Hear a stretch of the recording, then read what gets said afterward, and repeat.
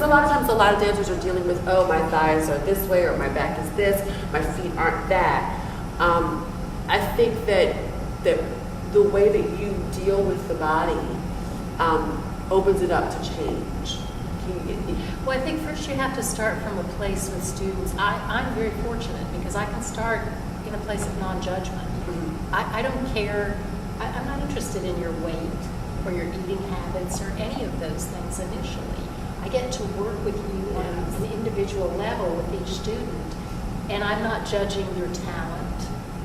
I'm seeing you from a completely different perspective, so you have more space to change into.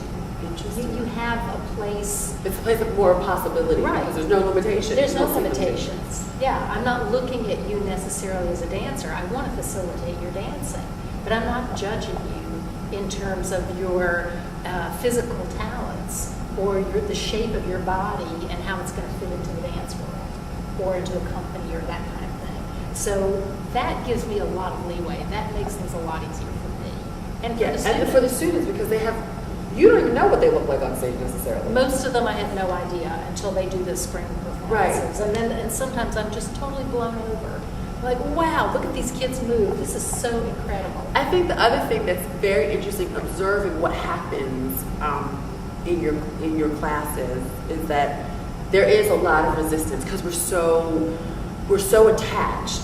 Even if it's not working, we tend to be so attached to what is familiar, and even though it may not be working, we don't know how to necessarily open ourselves up to grace, to the possibility of there's a different way. I know what you want.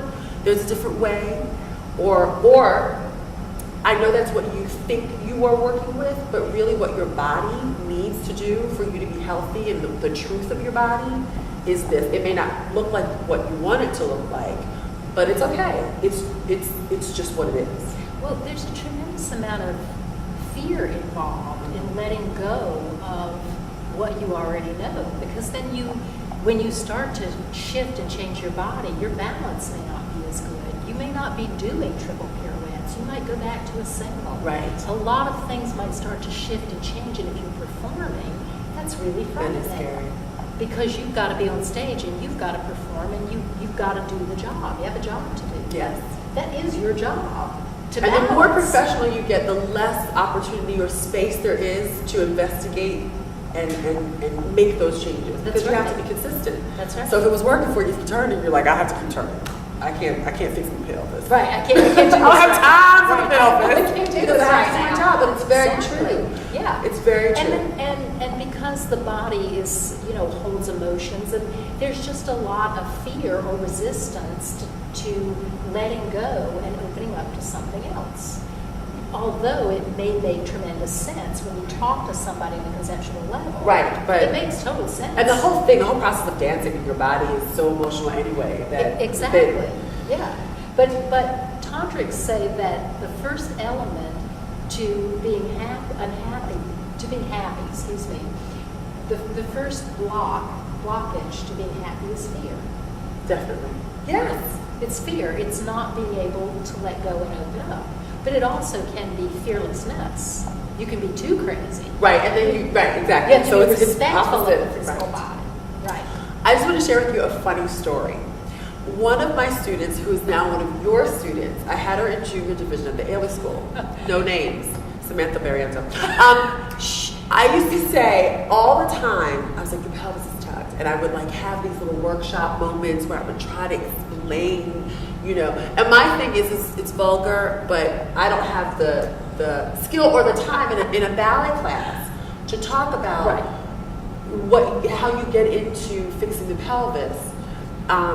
So I say, let's say aligning. Aligning, right. Aligning the pelvis. We're not trying to fix anybody. It's not broken. Is that for women, anatomically, your crotch is between your legs. The pelvic floor faces the floor. Right. So you have to pee between your legs all the time. It's vulgar. And the kids all laugh and they go, oh, you're so crazy. But I go, think about it. It's really true. You don't want to pee in front of you. You don't want to pee behind you. You want to, whether your legs are straight or bent, one is in the air, you want to pee between your legs. So I would tell Samantha, why are you peeing on your friend in the front of you in the bar? So she, it's a struggle. So she's in your class this year as a freshman in the BFA class here. And a good student, too. And she goes, Miss Howard, my pelvis. I was like, oh, I was like angel. Oh. She gets it because she can work with you intensely and really understand. I was like, you see, she's like, so if... Well, see, this is the other thing that I feel fortunate in. I do have a structure that I have to follow in terms of teaching a yoga class. Right. But I can stop, I can back up, I can do donkey work for a whole class, and then the next class say, now this is what we did on Tuesday, now we're going to move Right. those concepts. But that's not so easy in ballet. You really have to, you've got to format